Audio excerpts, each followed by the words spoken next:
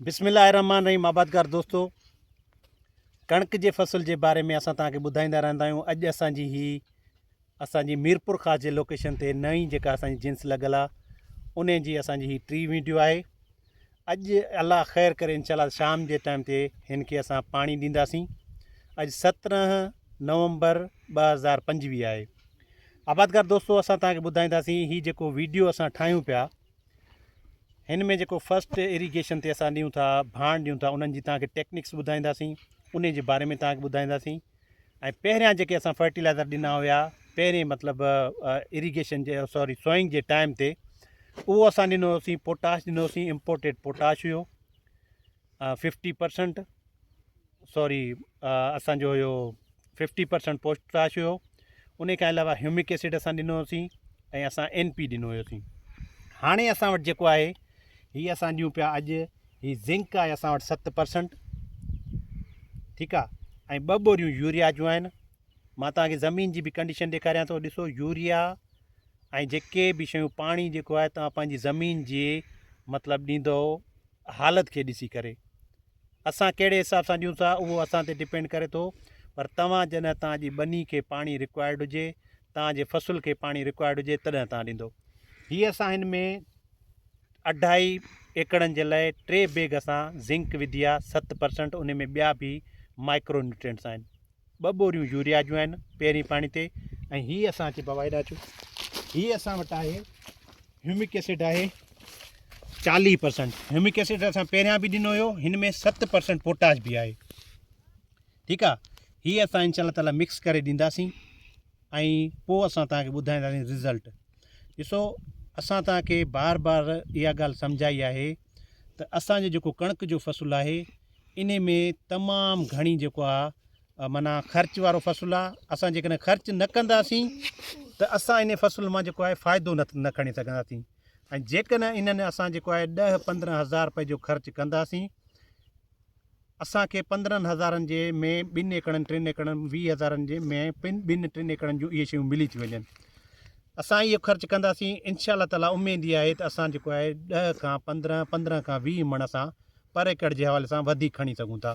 हाणे मां तव्हांखे जेको आहे ॾेखारींदुसि असांजे फ़सुल जी कंडीशन।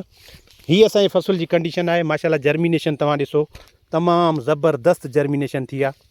हीअ थोरो तव्हांखे हेठि ॾेखारींदासीं। ॿनी बिल्कुलु अछी थी विया। मंझंदि जो टाइम आहे, तक़रीबन 2:30-3 बजे जो टाइम आहे। हीअ यूरिया असां हींअर कोन ॾियारींदासीं।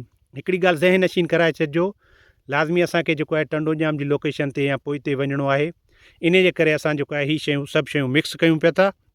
यूरिया असां हींअर कोन ॾियारींदासीं, शाम जे टाइम ते ॾियारींदासीं।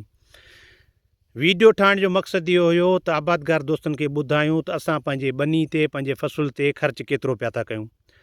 कणक जी जर्मिनेशन तव्हांजे साम्हूं आहे। अञा बि जेकॾहिं हिन खे पाण खोले ॾिसंदासीं, हीअ आहे असां वटि वारियासी ॿनी। हाणे हिन ॿनी खे बिल्कुलु पाणी जी ज़रूरत आहे। हीअ पासो असां ॾिसंदासीं, ठीकु आहे, त हीअ बिल्कुलु ॾिसो नरम, हिन में हिते मॉइस्चर असांखे ॾिसण में अचे थो। पर हाणे हिन खे अच्छा पाणी जेको ॾींदासीं पाण, इहा तव्हां ज़हन में रखिजो त मुनासिबु पाणी ॾींदासीं, तमामु भरपूर पाणी कोन ॾींदासीं। असां हिन ॿनी खे मुनासिबु इन करे पाणी ॾींदासीं त ॾिसो, जॾहिं अॻियां वरी वारा बंदी ईंदी त उन वारा बंदी खां अॻु में असां कोशिशि करे 2 पाणी पियारे वञूं। उमेदु आहे तव्हांखे वीडियो पसंदि आई हूंदी। असांजी कोशिशि इहा आहे आबादगारनि खे ॿुधायूं त ह्यूमिक एसिड असां जेको आहे पहिरें पाणी ते बि ॾेई था सघूं, DAP सां गॾु बि ॾेई था सघूं, ऐं पोखी जे टाइम ते बि ॾेई था सघूं। ज़िंक खे जेको आहे चिलीटेड ज़िंक खे तव्हां कंहिं बि भाण सां गॾाए सघो था, DAP में बि गॾाए सघो था। पर जेको हीअ ज़िंक असांजो ट्रीटेड ज़िंक आहे, उन खे तव्हां जेको आहे NP सां या DAP सां फास्फोरस सां नथा गॾाए सघो। इहा ॻाल्हि तव्हां ज़हन नशीन कजो। जॾहिं बि तव्हां कंहिं डीलर खां का शइ वठंदा आहियो त उन डीलर जे एतमाद ते उहा शइ वठंदा कयो ऐं उन खां उन जा तरीक़ेकार ज़रूरु पुछा कंदा कयो। असां ॾिसो 25 किलो मतिलबु पहिरियां पोटाश जेको ॾिनोसीं 3 एकड़नि खे, उहो अधु पहिरियां ॾिनोसीं 12.5 किलो पोखी जे टाइम ते। वरी अॼु पहिरियों पाणी आहे, उहे 12.5 किलो इंशाल्लाह ताला असां फर्टिगेट कंदासीं।